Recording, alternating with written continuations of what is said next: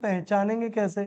Last class में ये पढ़ा है हमने। साथ ही साथ इनसे तुलना करके कैसे हम ना इक्वेशन में ए बी सी फॉर्मूला क्या रहा, 10 गुणा दहाइकांक प्लस इकाइकांक।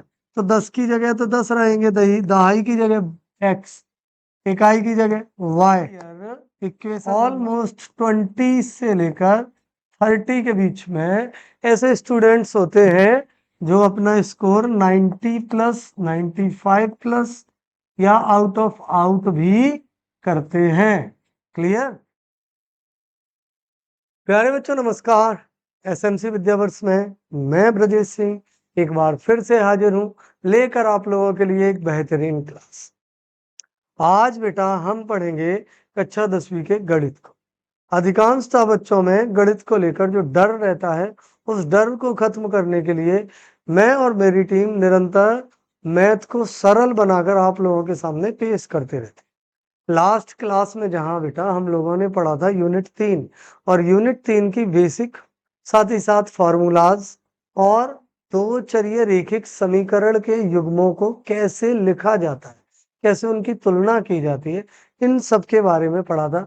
पहले हम बात करेंगे अपनी लास्ट क्लास के बारे में। हम समझेंगे कि लास्ट क्लास में हम लोगों ने क्या पढ़ रखा है, फिर बढ़ेंगे आज की क्लास में आगे की ओर। जिन लोगों ने पिछली क्लास नहीं देखी है, इस वीडियो की डिस्क्रिप्शन में उसकी लिंक दे दी जाएगी, तो आप वो वीडियो देख सकते हैं।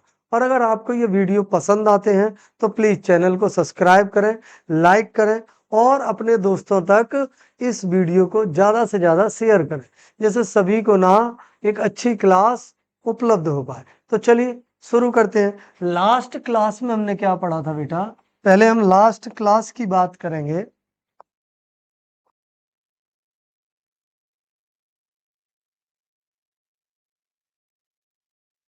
लास्ट क्लास इसमें क्या पढ़ा था बेटा? हमने यूनिट 3 के पार्ट 1 में हमने क्या पढ़ा? तो यहां हमने पढ़ रखा था बेटा कि दो चरिए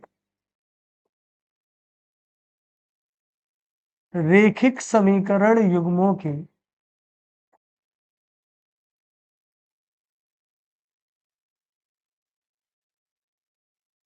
युग्मों को कैसे पहचानेंगे। सबसे पहले क्या पढ़ा था? पहचान पढ़ी थी कि देखिए यूनिट 2 तक ना हम लोग एक चरीय समीकरण पढ़ते हुए आए जिन्हें हम बहुपद कहते हैं। वहां हमने पढ़ रखा है रेखिक बहुपद, द्वि घातीय बहुपद, पर वहां चर एक थे। यहाँ हमें पढ़ना है दो चरीय, तो इन्हें हम पहचानेंगे कैसे? लास्ट क्लास में ये पढ़ा है हमने। साथ ही साथ इनसे तुलना करके कैसे हम ना इक्वेशन में ए बी सी इन राशियों को प्राप्त करेंगे, ये भी पढ़ रखा है हमने लास्ट क्लास में। और एक मेथड जो हमने लास्ट क्लास में बहुत ज्यादा अच्छी तरह सीखा है, और वो मेथड है बेटा प्रतिस्थापन विधि, है ना? कौन सा है बेटा? प्रतिस्थापन विधि है। ठीक है ना? ये सारे वीडियोस पूरी तरह से आपकी हाफ ईयरली एग्जाम को डेडिकेटेड करते हुए बनाए गए, अर्धवार्षिक परीक्षा को ध्यान में रखकर बनाए जा रहे हैं। तो यहाँ आपको जो कॉन्सेप्ट समझाए जा रहे हैं, जितनी चीजें आपको क्लियर की जा रही हैं, वो सारी केवल आपकी अर्धवार्षिक परीक्षा के पॉइंट ऑफ व्यू से की जा रही है। ठीक है ना? बोर्ड एग्जाम के पॉइंट ऑफ व्यू से इसे हम इनके एमसीक्यूज को और पढ़ेंगे और थोड़े से डेप्थ में लेकर जाएंगे, जिससे आपको चीजें और अच्छी तरह क्लियर हो पाए। आज क्या पढ़ना है बेटा? आज हमें पढ़ना है विलोपन विधि, साथ ही साथ हमें पढ़नी है बेटा ग्राफीय विधि। इन दोनों विधियों को हमें आज पढ़ना है। क्लियर है? तो देखिए, दो चर वाले रेखिक समीकरण के युग्म यूनिट 3 यही है। अब ना चलते हैं हम पहले क्वेश्चन की ओर। पहले क्वेश्चन में क्या है बेटा? देखिए, निम्नलिखित समीकरण युग्म को विलोपन विधि से हल कीजिए। जैसा कि आप सभी को पता है, लास्ट क्लास में भी ना हम लोगों ने विलोपन विधि से जुड़ा हुआ एक क्वेश्चन किया है। ठीक है? उसी क्लास की वीडियो को कंटिन्यू कर रहा हूं इस क्लास में, है ना? उस क्लास में जो क्वेश्चन छूट गए उन्हें हम यहाँ कंटिन्यू करके आगे लेके जाए। तो देखिए, जैसे कि यहाँ दो इक्वेशन दी गई है बेटा। पहली इक्वेशन क्या है? 3x + 4y बराबर 10, 2x माइनस 2y बराबर 2। सबसे पहले ये हो जाएगा समीकरण 1 और ये रहा समीकरण नंबर 2। क्लियर है? किससे हल करना है बेटा? विलोपन विधि से हल करना है। तो हमें ना विलोपन विधि में मैंने आपको बताया था कि एक मान को हम लोप कर देते हैं। मानिए मैंने y को लोप कर दिया तो मुझे ना x इक्वल करनी होगी, तो मैं क्या लिखूंगा कि समीकरण 1 में यहाँ कितने लिख रखे हैं? यहाँ लिखे हैं 2। क्या लिखे हैं बेटा? 2 लिखे। तो समीकरण 1 में 2 का व समीकरण 2 में कितने का होगा बेटा? 3 का। पढ़ रखे ना हम लोगों ने, त्रियक गुणा या क्रॉस मल्टीप्लिकेशन, कैंची गुणा, अलग अलग भाषा में हम अलग अलग नाम से पुकारते हैं, ठीक है ना? तो हम गुणा करेंगे 2 तिया 6x प्लस 4 दूनी 8y बराबर 10 दूनी 20, 3 दूनी 6x माइनस 3 दूनी 6y बराबर 3 दूनी 6। ये वैल्यू मिल चुकी। यहाँ मैंने जैसा कि आप सभी को बताया कि हमें एक मान को लोप करना होता है, लोपित करना होता है।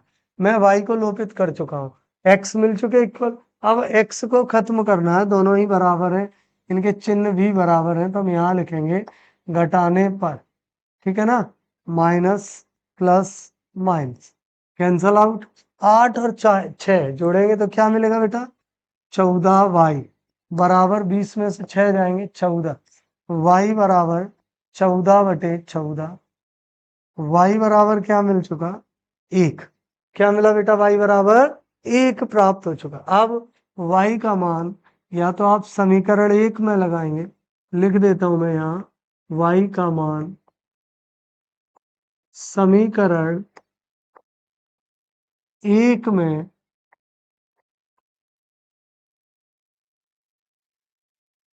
रखने पर, किसमें लगाएंगे बेटा? समीकरण 1 में लगाएंगे। क्या है समीकरण 1? 3x प्लस 4y बराबर 10। अब वैल्यू कितनी मिली है? 1 मिली है। 1 यहाँ लगाएंगे तो 3x प्लस 4 गुणा 1 बराबर 10, यही तो मिला। तो ना 3x प्लस 4 बराबर 10, 3x बराबर 10 माइनस 4, 3x बराबर 6, x बराबर 6/3, x बराबर 2। क्लियर? देखिए फिर से बताता हूँ। 3x प्लस 4y बराबर 10 एक इक्वेशन लिख ली। 3x के 3x 4y की जगह 1 बराबर 10, 3x प्लस 4 एकम 4 बराबर 10। घटाएंगे तो x क्या मिल चुका? 2। अब हमें कैसे पता कि क्वेश्चन सही है या गलत है? इसका इलाज भी है। क्या इलाज है? चलिए बढ़ते हैं आगे और देखते हैं।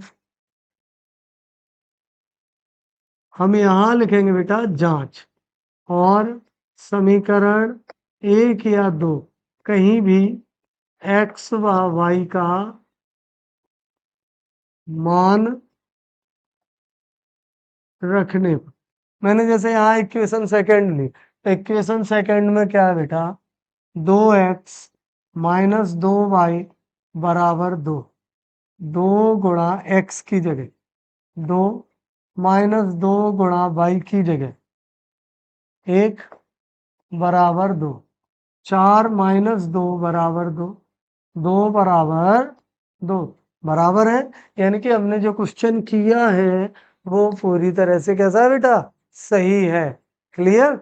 चलिए बढ़ते हैं फिर आगे अगले क्वेश्चन की। अगले क्वेश्चन में क्या है बेटा? देखिए इक्वेशन दी गई है हमें x/2 2y/3 बराबर -1। सबसे पहले तो ना इस इक्वेशन को सरल करना होगा।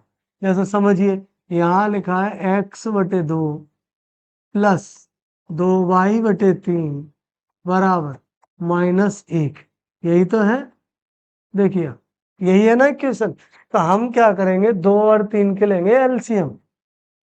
6 3 एकम 3x, 2 दूनी 4y बराबर -1, और ये 6 जाएंगे ऊपर, मतलब 3x प्लस 4y बराबर -6 समीकरण नंबर 1।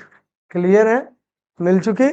दूसरी इक्वेशन में क्या है, x minus y upon 3 equal 3।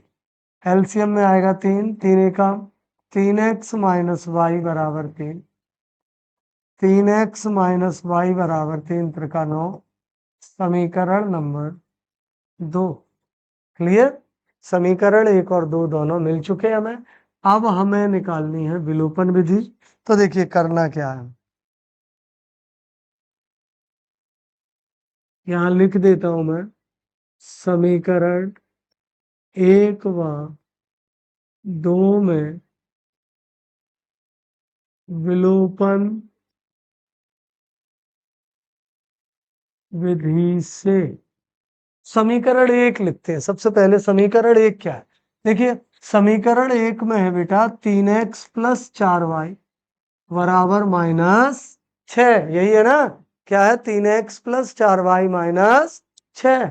Second equation 3x minus y बराबर 9। मैंने बताया था जब भी हम विलोपन से सवाल को करने जाते हैं तो हम पहले देखते हैं कि x या y में इक्वल वैल्यू कौन सी। यहाँ हमें पहले से इक्वल मिल चुकी है, मतलब हमें गुणा नहीं करना है, एक स्टेप कम करना होगा अब इस क्वेश्चन। तो फिर ये दोनों बराबर है, साथ ही साथ इनके चिन्ह भी बराबर है, तो हम लिखेंगे घटाने पर यहाँ minus plus minus cancel out. 4 और 1 क्या मिलेगा हमें, +5y, जबकि -6 और -9 से क्या मिलेगा, -15। तो y बराबर -15/5, 5 तिया 15, y बराबर -3। y की वैल्यू मिल चुकी। y का मान उठा के हम पुट करेंगे या तो समीकरण 1 में या समीकरण 2 में। कहाँ लगाएंगे, या तो लगाएंगे समीकरण 1 में या लगाएंगे समीकरण 2 में। सरल कौन सा, समीकरण 2 है। तो मैं यहां लिख देता हूं कि y का मान समीकरण 2 में रखने पर, चलिए लिखते हैं समीकरण 2 क्या है, 3x माइनस वाई बराबर 9, यही है ना समीकरण 2 की इक्वेशन। जी बिल्कुल यही है। अब क्या करना है बेटा, y की जगह -3 लगा, y की जगह क्या लगा दो, 3x माइनस वाई की जगह -3 बराबर 9। 3x बराबर 9 -3, 3x माइनस बराबर 9। ये 3 साइड चेंज करेंगे हम, हमें क्या मिल जाएगा यहाँ से, हमें मिल जाएगा यहाँ से माइनस। देखिए फिर से एक बार बता दूं कि ऐसा ना हो आपको कंफ्यूजन रहे।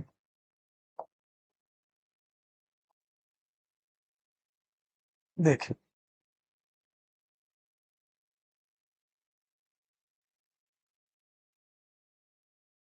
3x माइनस वाई, तो 3x माइनस वाई की जगह क्या है, -3।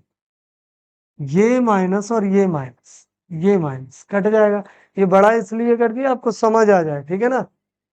3 की साइड चेंज, 3x बराबर 9 -3, x बराबर 6/3, x बराबर मिल चुके 2। क्या मिल गया बेटा, 2।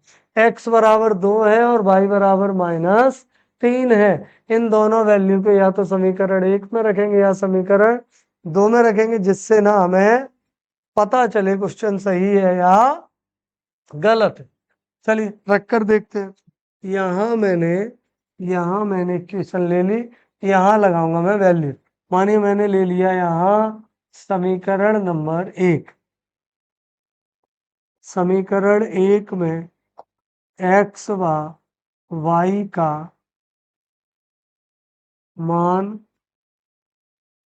रखने पर समीकरण 1 क्या है, 3x बेटा प्लस 4y है बराबर में है -6। क्या है बेटा, 3x प्लस 4y बराबर -6। वैल्यू लगाइए, 3 गुणा x की जगह कितने हैं, 2। 4 गुणा y की जगह कितने हैं, y की जगह -3 -6। 6 माइनस 12 बराबर -6, -6 बराबर -6। That's all. क्लियर है? अब ना आपको विलोपन समझ आ गई होगी कि विलोपन में क्या करना होता है। मैं बेटा, विलोपन में हमें कोई एक मान विलोपित करके अगले मान को हल करना होता है।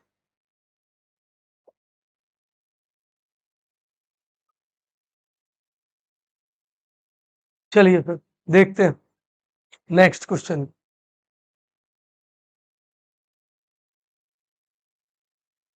अब ना लैंग्वेज वाला क्वेश्चन, ठीक है ना। अच्छा, ये जो लैंग्वेज वाले क्वेश्चन है, इन्हें हम अपने हिसाब से कर सकते हैं। अपने हिसाब से कैसे बेटा? जैसे ये क्वेश्चन लिखा है कि दो अंकों की एक संख्या के अंकों का योग 9 है। इस संख्या का 9 गुना संख्या के अंकों को पलटने पर प्राप्त संख्या के 2 गुणों के बराबर है। तो आप संख्या ज्ञात करिए। यही तो है ना क्वेश्चन, कि तो आप संख्या ज्ञात करिए। तो यहाँ कहीं नहीं लिखा बेटा कि आपको क्वेश्चन प्रतिस्थापन से करना है, आपको क्वेश्चन विलोपन से करना है, कहीं नहीं लिखा। आपको क्वेश्चन करना है। समझ रहे हैं आप? कि सबसे पहले तो आप इस लैंग्वेज को डिकोड करें, इक्वेशन बनाएं, उन इक्वेशंस को आप जिस मेथड से चाहें उस मेथड से हल कर लें। तो देखिए, यहाँ लिखा है 2 अंकों की संख्या। चलिए,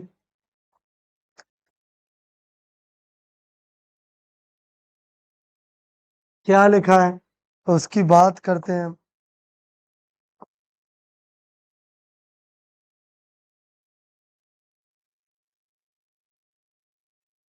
सबसे पहले 2 अंकों की संख्या की बात की गई है, तो हम लिख लेंगे, माना 2 अंकों की संख्या, 2 अंकों की संख्या बराबर एक्स वाई है। क्लियर है? हमें पता नहीं, हमें संख्या माननी है, तो हम क्या मानेंगे कि 2 अंकों की संख्या एक्स और वाई है। तो आगे क्या करना हो समझिए। तब इकाई का अंक, इकाई का अंक, तो हम इकाई ना पीछे से गिनते हुए आते हैं, पीछे से। तो हमें इकाई का अंक क्या मिलेगा बेटा? y मिलेगा। क्या मिलेगा? y मिलेगा। हम सीधे नहीं लिखेंगे। बहुत सारे लोग ना इस क्वेश्चन को लिख देते हैं कि माना इकाई का अंक y, दहाई का अंक x। कैसे भाई? पहले संख्या तो होनी चाहिए। समझ आया ना? तो संख्या क्या है कि माना 2 अंकों की संख्या है x और y। हम यहां से गिनना शुरू करेंगे, यहां से। तो जैसे ही हम यहां से गिनेंगे, ये क्या हो जाएगा? ये हो चुका इकाई। क्या हो चुका? ये इकाई। तो बाई को मैंने क्या लिखा? इकाई। जबकि दहाई का अंक क्या होगा? दहाई का अंक x। दोनों ही मिल चुके, x और y। आगे लिखा है कि 2 अंकों की संख्या के अंकों का योग। क्या क्या लिखा है? यहां लिख लें हम, पहली शर्त से। यहां लिखा है बेटा कि 2 अंकों वाली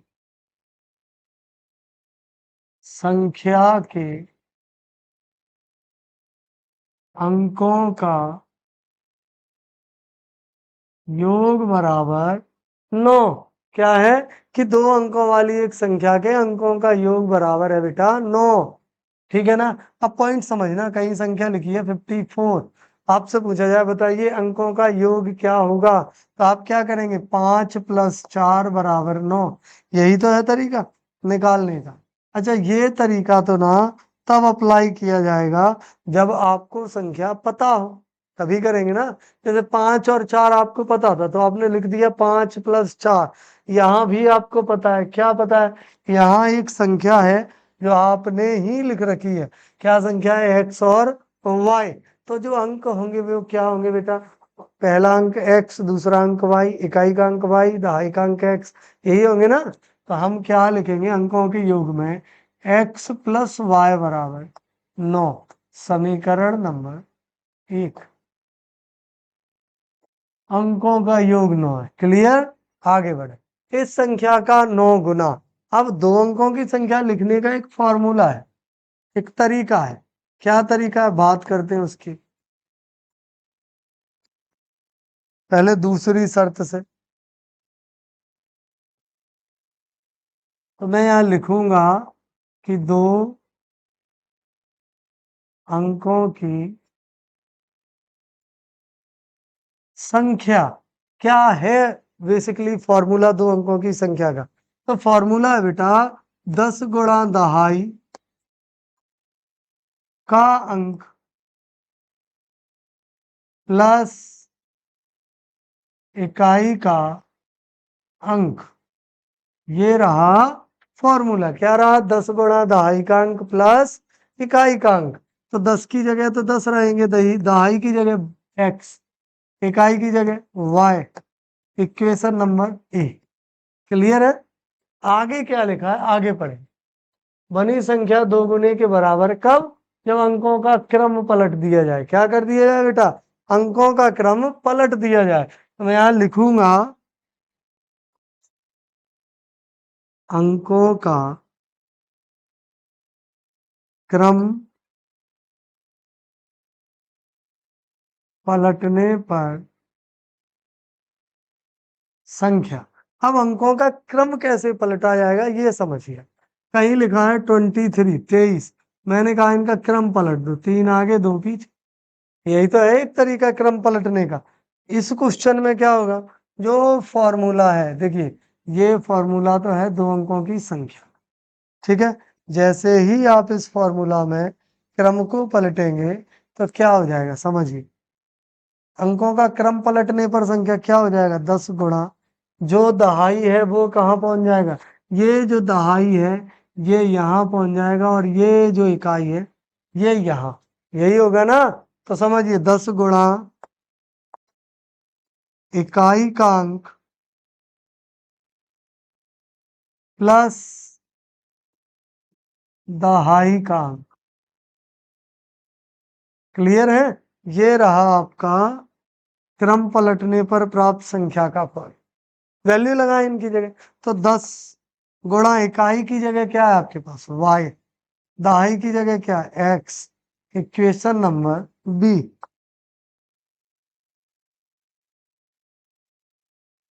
ठीक है ना?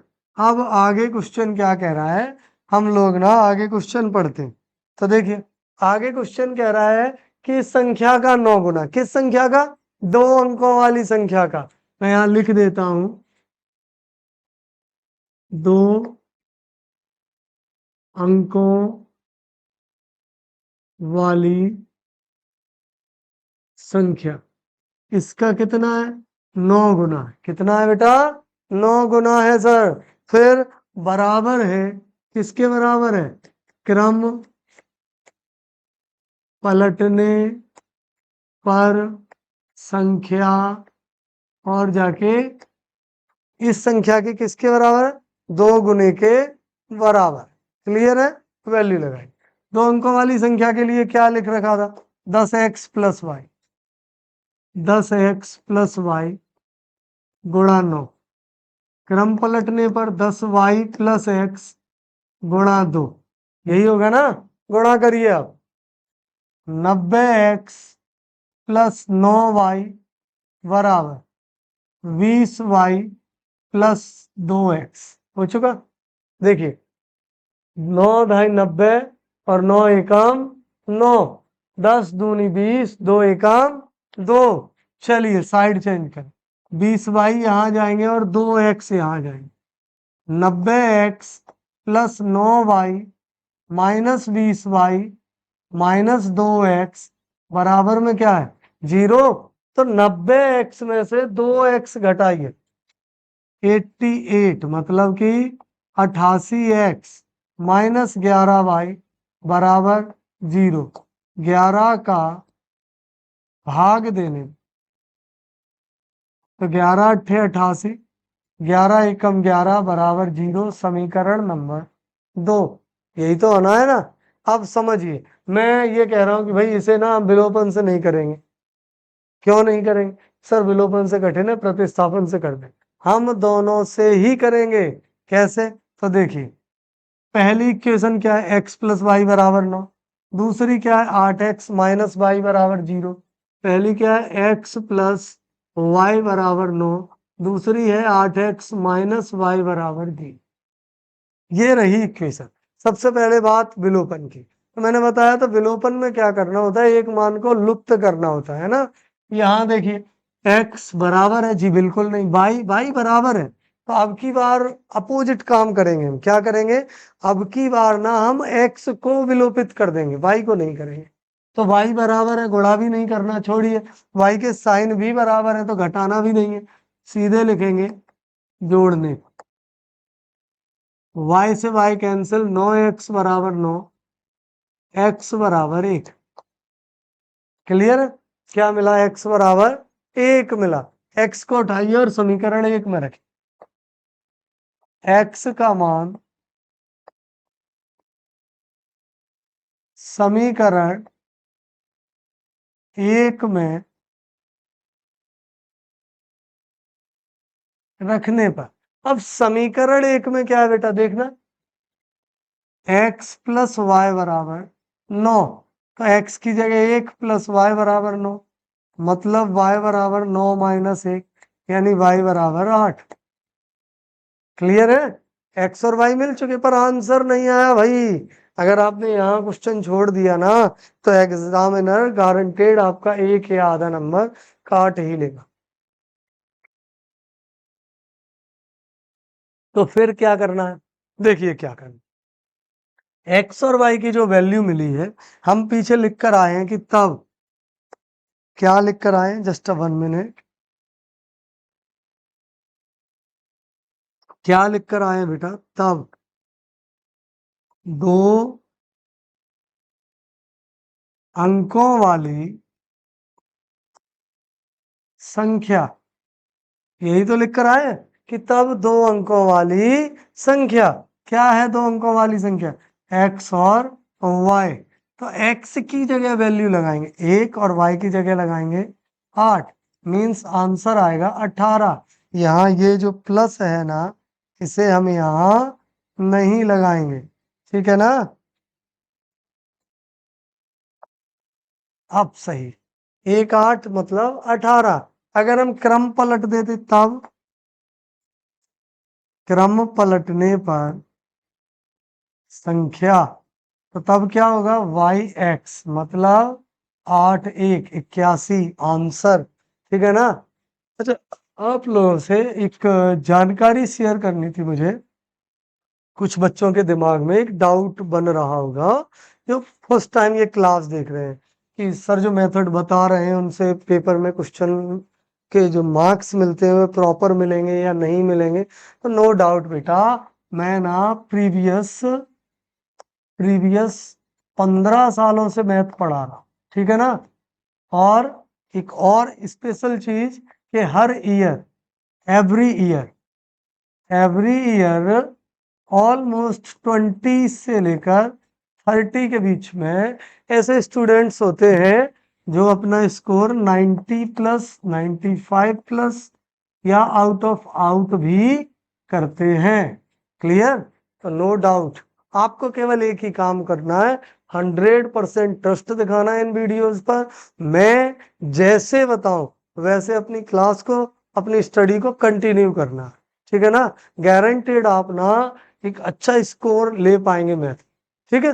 तो फिर चलिए आगे बढ़ते हैं। क्रम पलटने पर हमें मान मिल चुका है, 2 अंकों वाली संख्या से हमें मान मिल चुका है।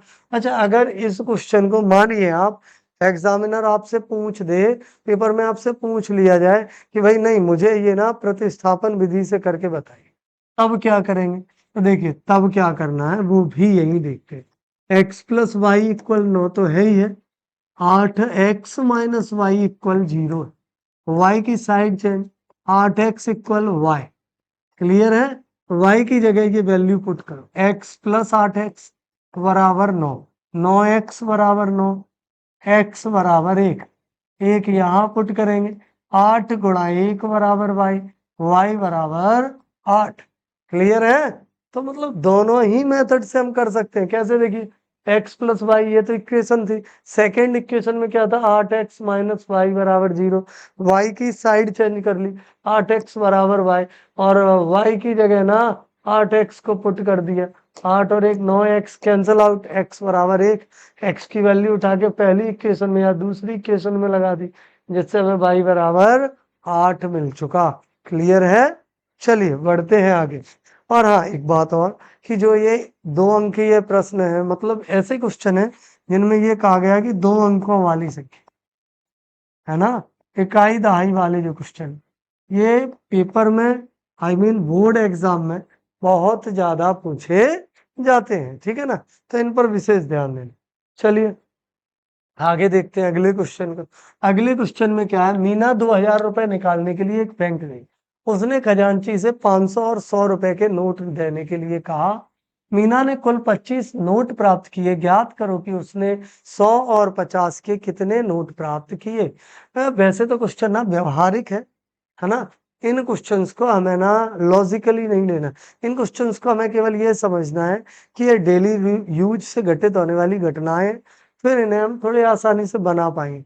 अगर आप मन में ये लेके बैठे रहेंगे ना कि ये पेपर में आएगा ये क्वेश्चन, इसकी लैंग्वेज को याद करना है, देखिए एक बात समझिए, एग्जामिनर जरूरी नहीं है कि जैसा क्वेश्चन एनसीईआरटी में लिखा हुआ है वैसे का वैसा ही दे दे। पॉइंट समझ रहे हैं ना आप? अब अगर इस पैटर्न पर वो 2000 की जगह 3000 लिख दे, है ना, और 100 और 50 500 की जगह, या 50 और 100 की जगह 200 और 500 लिख दे, तब फिर क्या आप ये कहेंगे कि नहीं सर ऐसा क्वेश्चन तो मेरी बुक में ही नहीं था, मैं क्या कर लूं? बिल्कुल जी नहीं, ऐसा होता ही नहीं है। क्वेश्चन का पैटर्न सेम है, क्वेश्चन की लैंग्वेज थोड़ी बहुत घूमकर ही आएगी, है ना। तो देखिए क्वेश्चन में क्या है, मीना ने 2000 रुपए निकाले। अब जो रुपए निकाले ना वे कैसे हैं, 500 के हैं, 100 के हैं। तो हमें क्या करना है, हम मानेंगे, यहाँ लिखता हूं मैं, माना 500 रुपए, सॉरी 50 रुपए के नोटों की नोटों की संख्या। क्लियर है? तो 50 रुपए के नोटों की संख्या हम क्या मान लेंगे बेटा, एक्स मान। क्लियर? क्या मान लिया मैंने, एक्स मान। फिर 100 रुपए के नोटों की संख्या, 100 रुपए के नोटों की संख्या, हम लोग ना दो चरियर एक एक समीकरण पढ़ रहे हैं, इस कारण हमें दोनों ही चर लिखने होंगे। 100 रुपए के नोटों की संख्या हो गई 22। अब ना पहले चलते हैं हम कुल नोटों की संख्या। यहां मैं लिख देता हूं पहली शर्त से, या फर्स्ट कंडीशन। क्या है फर्स्ट कंडीशन में, कुल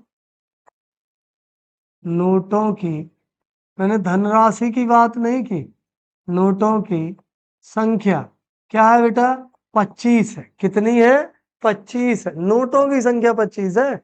आई मीन आप ये ना समझ लेना कि सर नहीं ये तो अमाउंट है ना, फिर गलत हो जाएगा। नोटों की संख्या 25 है, मतलब x plus y equal 25, equation number first. Clear? आगे कहा गया है दूसरी शर्त में, क्या कहा गया बेटा दूसरी शर्त में, तो देखिए दूसरी शर्त में कहा गया बेटा कुल धनराशि। क्या कहा गया बेटा, कुल धनराशि। कितनी है कुल धनराशि, 2000। ठीक है, अब आप समझिए, पहले तो आपके पास 50 रुपए के नोट है, कितने हैं, एक्स है। 100 रुपए के नोट है, कितने हैं, वाई है। कुल धनराशि कितनी है, 2000 है। अच्छा, आप लोगों में से कभी किसी को ये सौभाग्य मिला हो कि आप अपनी मम्मी जी के साथ, दादाजी दादी जी, या किसी भी बड़े बुजुर्ग के साथ बैंक गए, और स्पेशली बैंक गए हुए हो पैसों को जमा करने के लिए, तो आपने एक चीज नोटिस की होगी, वहां एक ऐसा फॉर्म होता है जहाँ 500 आगे गुणा, 200 गुणा, 100 गुणा, 50 गुणा, 20 गुणा, 10 गुणा, 5 गुणा, इस तरह से लिखा रहता है फॉर्म में। फिर मानिए आपको 500 रुपए जमा करने हैं, 5, तो यहाँ 5 लिखेंगे, आगे आप अमाउंट लिख देंगे। ये समझ रहे हैं, ये सिस्टम इससे इंडिकेट कर रहा है कि देखिए मेरे पास ना 50 रुपए के नोट एक्स थे, मैं उठा के 50 का एक्स में गुणा कर लूंगा, मुझे पता चल जाएगा कुल अमाउंट कितना। सेम कंडीशन में 100 रुपए के नोट के साथ करूंगा और दोनों को ऐड ऑन कर दूंगा, वैल्यू मिल जाएगी 2000, जो कि यहाँ मिली है। 50 का गुणा x में, फिर 100 का गुणा y में, बराबर में 2000। तो टोटल वैल्यू मिली बेटा 50x प्लस 100y बराबर 2000। आगे 50 का भाग देने पर, तो 50 एकम 50 दूनी 100, 50 चौको 200, 40 समीकरण नंबर 2। क्लियर है? देखिए फिर से समझिए, ये तो हो ही गया था। इस इक्वेशन को तो आप लोगों ने समझ ही लिया था। इससे समझना है क्या है, कुल धनराशि है 2000। अब धनराशि में क्या है, 50 के और 100 के नोट है। तो 50 गुणा कुल नोटों की संख्या मतलब x प्लस 100 गुणा कुल नोटों की संख्या यानी कि y। तो इक्वेशन बनी 50x प्लस 100y बराबर 2000। 50 का भाग दे देंगे, इक्वेशन बन चुकी। अब इस इक्वेशन को आगे क्या करना है, तो चलिए बढ़ते हैं आगे।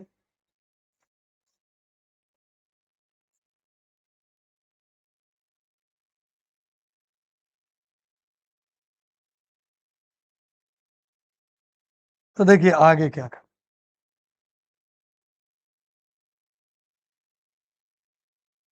दोनों ही इक्वेशन को यहां लिखें, समीकरण 1 व 2 से। देखिए एक में क्या है, x प्लस वाई बराबर 25, और यहाँ x प्लस 2y बराबर 40। विलोपन से कभी भी क्वेश्चन को सॉल्व करना है तो सबसे ज्यादा जरूरी है x या y की वैल्यू इक्वल कर लो। यहाँ देखिए x इक्वल आ चुका, साथ ही साथ x के साइन भी इक्वल है। पहले वाले x में भी प्लस है, दूसरे x में भी प्लस है, तो हमें यहाँ लिखना होगा यदि साइन इक्वल है तब ये लाइन लिखी जाएगी घटाने पर, और अगर साइन अलग है तो हम लिख लेंगे जोड़ने पर, जैसे कि लास्ट क्वेश्चन में लिखा था। तो यहाँ माइनस, यहाँ माइनस, यहाँ minus, cancel out, minus y equal minus 1। ठीक है ना? 0 में से 5 नहीं जाएंगे, 10 में से 5 गए 5, 3 में से 2 गया 1। y बराबर मिल चुके आपको 15, मतलब आपके 100 रुपए के नोटों की संख्या कितनी हो चुकी, 15। अब y का मान समीकरण 1 में रखने पर, y का मान समीकरण 1 में रखने पर, समीकरण 1 क्या है, समीकरण 1 लिखते हैं x प्लस वाई बराबर 25। एक्स प्लस वाई की जगह कितने भाई, वाई की जगह है 15, क्या है 15, बराबर में है 25, साइड चेंज एक्स बराबर 25 माइनस 15, एक्स बराबर 10। क्लियर है? अब मुझे नहीं पता सर सही है या गलत, तो ये भी तो हमें आइडेंटिफाई करना होगा सही है या गलत। तो x प्लस वाई दोनों की वैल्यू समीकरण 1 में ही रख लो, एक पॉइंट। दूसरा x 50 था, 50 गुणा 10 प्लस 100 गुणा 15, 50 गुणा 10 मतलब 500, 1500, दोनों के ही अमाउंट जोड़ेंगे, क्या मिला 2000। कुल धनराशि कितनी थी बेटा, 2000 ही तो थी, जो कि x प्लस वाई या एक्स वाई से प्राप्त हो रही है। अर्थात क्वेश्चन कैसा बेटा, सही है। क्लियर है? यदि आपको लग रहा है कि नहीं सर यूनिट 3 में कोई क्वेश्चन छूट रहा है, तो आप उन क्वेश्चंस को हम तक पहुंचाएं। ठीक है ना? देखिए मैं ना, ऐसा तो है नहीं कि अपन एनसीईआरटी को पूरे को कवर करके पहुंच पाएंगे। अब अगर अर्धवार्षिक परीक्षा तक कंप्लीट करना है तो बेस्ट ऑप्शन यही है कि उन क्वेश्चंस को टारगेट किया जाए जो प्रीवियस ईयर में कभी ना कभी पूछे जा चुके। तो यहाँ मैं जो क्वेश्चन लेकर आया हूँ आपके लिए, ये सभी ऐसे ही क्वेश्चन है, और स्पेशली उन टॉपिक्स को उठा लिया, जैसे मैंने एक क्वेश्चन उठाया और उससे जुड़े हुए कंप्लीट प्रतिस्थापन विलोपन के क्वेश्चन आ जाएंगे। लैंग्वेज में मैंने एक एज संबंधी, आयु संबंधी उठा लिया, तो उसके बाद आपको आयु संबंधी सारे प्रश्न आने चाहिए। ठीक है? मैं यहाँ इन क्वेश्चंस में ऐसा ही कर रहा हूँ, कंप्लीट एनसीईआरटी नहीं लेके चल रहे हैं। क्लियर है? चलिए बढ़ते हैं आगे। अगले क्वेश्चन में क्या है, अगले में है किराए पर एक पुस्तक देने के लिए किसी पुस्तकालय का प्रथम 3 दिनों का एक नियत किराया है। समझिए, जैसे लाइब्रेरी से आपको एक किताब लेनी है और उसकी टर्म क्या है, उस टर्म को समझ लीजिए, रूल क्या है उस रूल को समझ लीजिए। वो यहाँ ये कहा जा रहा है, लाइब्रेरी की टर्म या लाइब्रेरी के रूल के हिसाब से ये कहा जा रहा है कि आप जो किताब पुस्तकालय से लेंगे, क्लियर है, उस किताब के लिए आपको 3 दिन के लिए एक नियत किराया देना होगा। मतलब मानिए आपने आज किताब ले ली, आप कल किताब वापस करने गए, फिर भी आपको 3 दिन का किराया देना ही देना होगा। उसके बाद 3 दिन से ज्यादा होते हैं यदि, तो आपको प्रत्येक दिन का अतिरिक्त किराया देना होगा। तो हमें जो टॉपिक लिखने हैं वे हमें यहाँ से मिल चुके हैं। क्या मिल चुका है? तो देखिए, माना 3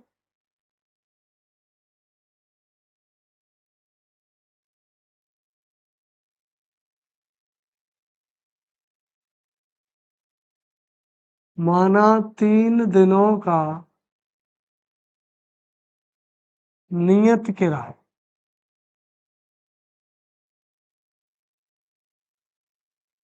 3 दिनों का नियत किराया ये हो चुका ₹X। क्लियर है? उसके बाद इनके अलावा प्रत्येक दिन का अतिरिक्त किराया, अतिरिक्त किराया क्या मान लेंगे हम? बाई। समझिए आप, 3 दिन तक यदि आपने कोई किताब ली है, बेशक आप आज जमा कर दें, है ना, या 3 दिन बाद जमा करें, आपसे जो किराया लिया जाएगा वो 3 दिन तक का किराया होगा। क्लियर है? अगर आपके 3 दिन से ज्यादा होते हैं, तब आपसे पर डे, प्रत्येक दिन के हिसाब से क्या लिया जाएगा? ₹Y लिए जाएंगे। क्लियर है? अब पहली शर्त में क्या कहा जा रहा है, देखिए,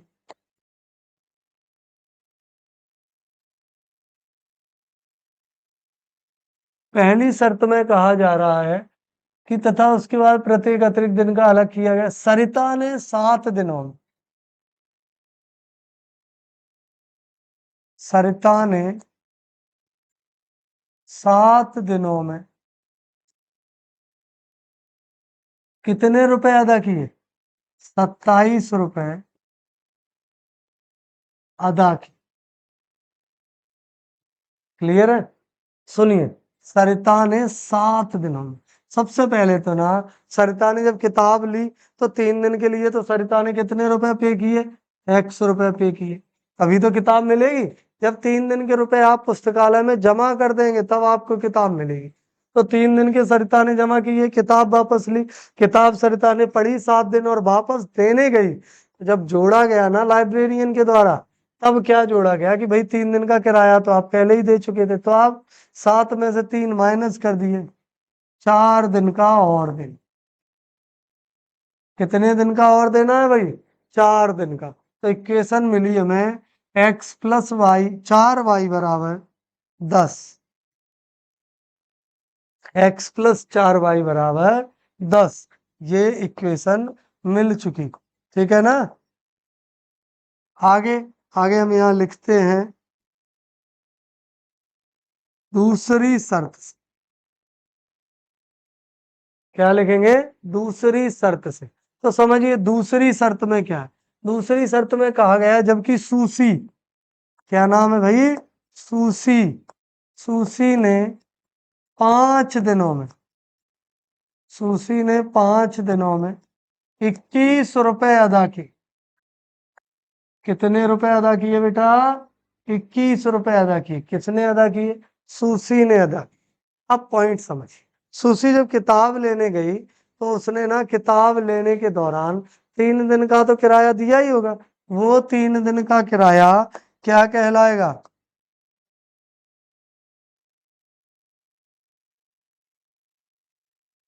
वो 3 दिन का किराया कहलाएगा बेटा X।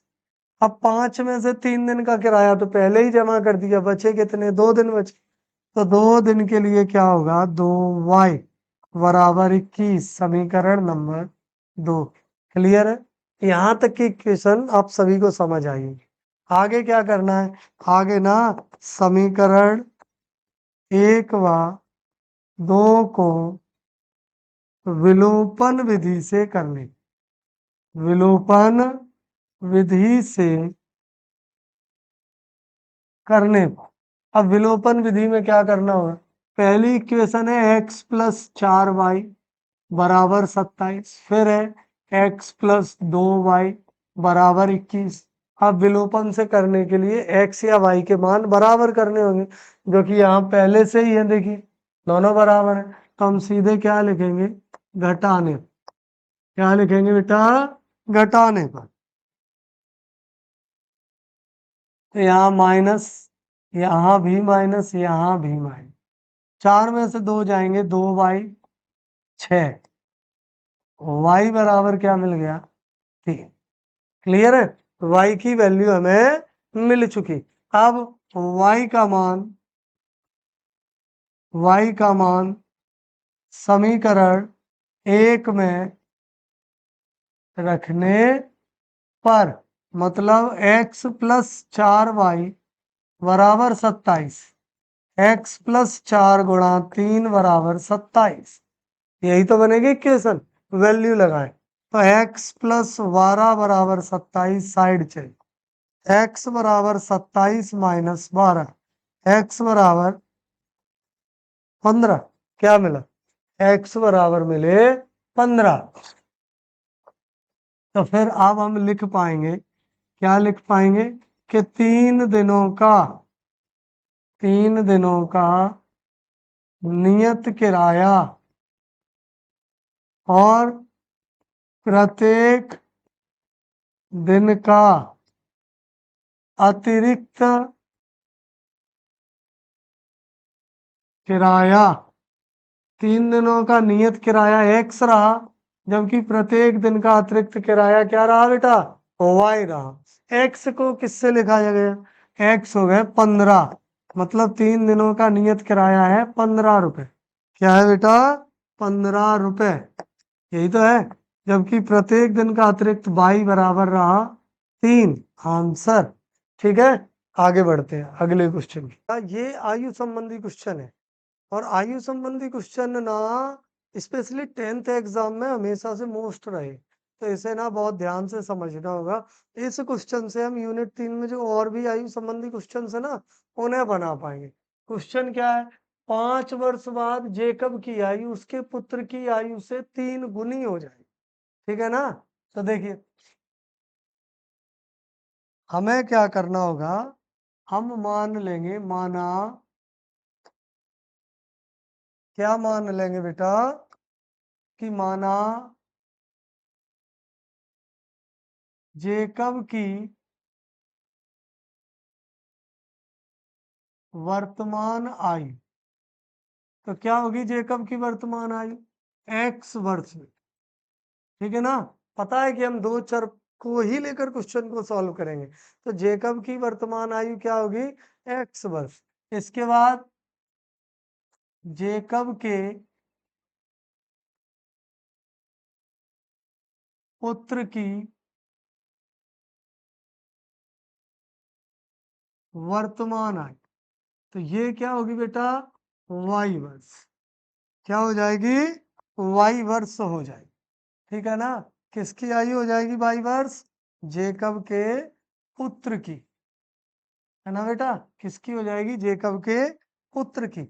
आगे क्या कहा गया, आगे पढ़ते हैं। तो देखिए आगे क्वेश्चन में कहा जा रहा है कि 5 वर्ष बाद, ये तो वर्तमान आयु है, अब 5 वर्ष बाद मतलब 2025 की आयु को हमें आज ही सोचना है कि 2030 में कितनी हो जाएगी।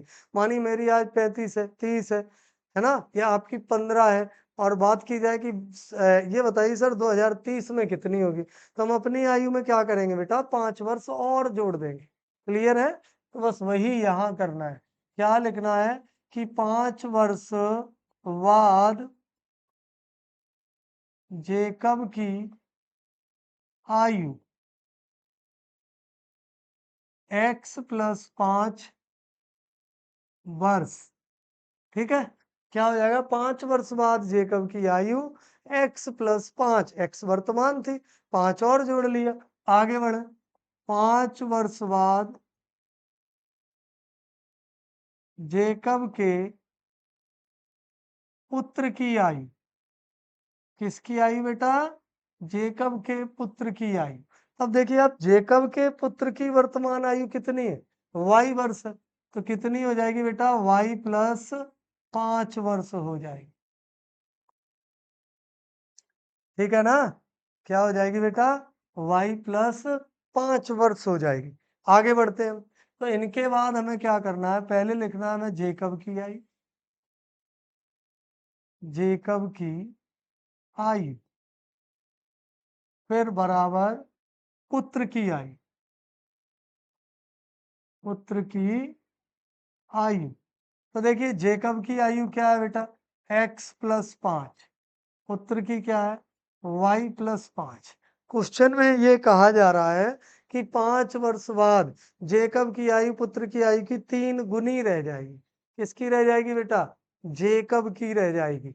मतलब जेकब 3 गुना फिर भी रह जाएगा। हमें दोनों बराबर करनी है, तो हम गुणा यहाँ क्या कर देंगे बेटा? 3। आगे सॉल्व करेंगे। x प्लस 5 बराबर 3y प्लस 15। 3y यहाँ आएंगे और 5 जाएगा उस तरफ। x माइनस 3y बराबर 15 माइनस 5। क्लियर है? आगे बढ़ेंगे। x माइनस 3y बराबर 10। ये मिल चुका बेटा हमें समीकरण नंबर 1। क्या मिल चुका बेटा? समीकरण नंबर 1 मिल चुका। आगे बढ़ेंगे। आगे क्या है? आगे कह रहे हैं कि बताइए 5 वर्ष पूर्व, है ना? अब बात क्या की जा रही है बेटा? कि 5 वर्ष पूर्व, यहां लिख लेंगे हम 5 वर्ष पूर्व जेकब की आयु। तो 5 वर्ष पूर्व जेकब की आयु क्या मिलेगी बेटा? समझिए, अगर आयु आज के वर्ष से भविष्य की ओर बढ़ा दी जाए तो प्लस होगा, पर जैसे ही हम पीछे की ओर आएंगे तो क्या होगा बेटा? माइनस। तो क्या हो जाएगी? x माइनस 5 हो चुकी। चलिए आगे बढ़ते हैं। दूसरे पॉइंट में हम लिख पाएंगे 5 वर्ष पूर्व पुत्र की आयु। तो पुत्र की क्या थी? y। क्या हो जाएगी बेटा? y माइनस 5 वर्ष। यही तो हो चुकी। देखिए क्या हो जाएगी बेटा? y माइनस 5 वर्ष हो जाएगी। ठीक है। अब इन दोनों को भी बराबर लिखना होगा, तो यहाँ लिखेंगे हम x माइनस 5, बराबर में लिखेंगे हम y माइनस 5। अब कितने गुना हो रही है? तो देखिए कितने गुना हो रही है, बात करें हम। 7 गुनी। कितनी बेटा? 3 गुनी थी, 3 के गुणा कर दिया, यहाँ 7 के गुणा कर। x माइनस 5 बराबर 7y माइनस 35। 7 यहाँ 5 वहाँ। x माइनस 7y बराबर माइनस 35 प्लस 5। आगे बढ़ाएंगे। x माइनस 7y बराबर माइनस 30। समीकरण नंबर 2। क्लियर है? समीकरण 1 में क्या है? x माइनस 3y बराबर 10 और x माइनस 7y बराबर माइनस 30। क्लियर है? दोनों इक्वेशन हो चुकी। तो आगे बढ़ते, आगे इक्वेशन लिखेंगे हम। क्या है? x माइनस 3y बराबर 10, x माइनस 7y बराबर माइनस। क्लियर? हमें पता है कि जब भी हमें कोई क्वेश्चन विलोपन से करना होता है तो हमें एक वैल्यू, एक चर बराबर करना होता है। यहाँ पहले से ही बराबर है, तो हम क्या लिख लेंगे? जब बराबर है तो हम लिख लेंगे घटाने पर। क्या लिख देंगे? घटाने पर। तो फिर यहाँ माइनस, यहाँ प्लस और यहाँ भी प्लस। ये साइन आपको समझ नहीं है। यहाँ माइनस, यहाँ प्लस और यहाँ भी प्लस। क्लियर है? चलिए आगे बढ़ते हैं। कैंसिल। प्लस 7 में से 3 को माइनस कर दिया तो आपको क्या मिला? प्लस के 4y बराबर 30 और 10 40। y बराबर 40/4। y बराबर क्या मिला बेटा? 10। मतलब पुत्र की वर्तमान आयु क्या मिली आपको? 10 वर्ष। y का मान समीकरण 1 में रखने पर तब x माइनस 3y बराबर 10। तो x माइनस 3 गुणा 10 बराबर 10। x बराबर 10 प्लस 30 यानी x बराबर 40। दोनों वैल्यू मिल चुकी। तो हम क्या लिखेंगे कि जेकब की वर्तमान आयु, क्या लिखेंगे बेटा? जेकब की वर्तमान आयु x यानी कि 40 वर्ष, और पुत्र की वर्तमान आयु, पुत्र की वर्तमान आयु y यानी कि 10 वर्ष। क्लियर है? तो यहां तक थे आपके ये विलोपन से जुड़े हुए क्वेश्चन। तो ओवरऑल ना आपका पार्ट 2 कंप्लीट हुआ। अब अगर आपको किसी भी प्रकार के वीडियो में कोई प्रॉब्लम लगती है, ठीक है ना, या आपको लगता है कि नहीं सर मुझे इस कॉन्सेप्ट में ज़्यादा प्रॉब्लम है, अर्धवार्षिक परीक्षा के हिसाब से मुझे ये पहले क्लियर करा दीजिए, तो आप नो डाउट उन सारे चीज़ों को हम लोगों तक, मुझ तक या मेरी टीम तक किसके द्वारा पहुंचाएंगे? कमेंट के द्वारा पहुंचाएंगे। ठीक है ना? जिससे आपके उस डाउट को मैं पूरी तरह से खत्म कर पाऊँ और आपके पेपर में, चाहे वो अर्धवार्षिक हो, चाहे वो बोर्ड एग्जाम हो, वहां ना आपके नंबर बिल्कुल भी ना कटे। ठीक है? इसके लिए क्या करना होगा? आपको वीडियो बहुत अच्छे तरह देखना होगा, है ना? और कोई भी प्रॉब्लम लगती है तो वो आपको ना स्किप, वो प्रॉब्लम आपको लिखकर हम लोगों तक भेजनी होगी। ठीक है? तो फिर आज के वीडियो को हम यहीं ख़त्म करते हैं। आशा करते हैं कि आपकी पढ़ाई ना बहुत बेहतरीन ढंग से आगे बढ़ती रहेगी। मिलते हैं फिर अगले वीडियो में एक और बेहतरीन क्लास के साथ। आप लोगों के सुझावों की बेहद आवश्यकता है। यदि आप ये पूरी क्लास देखते हैं और आपको लगता है कि सर यहाँ कुछ कमियां हैं, इन्हें सुधारा जाए, तो नो डाउट आप बताइए, वो सुधार की जाए। ठीक है? तो मिलते हैं बच्चों अगली क्लास में। तब तक के लिए धन्यवाद। जय हिंद।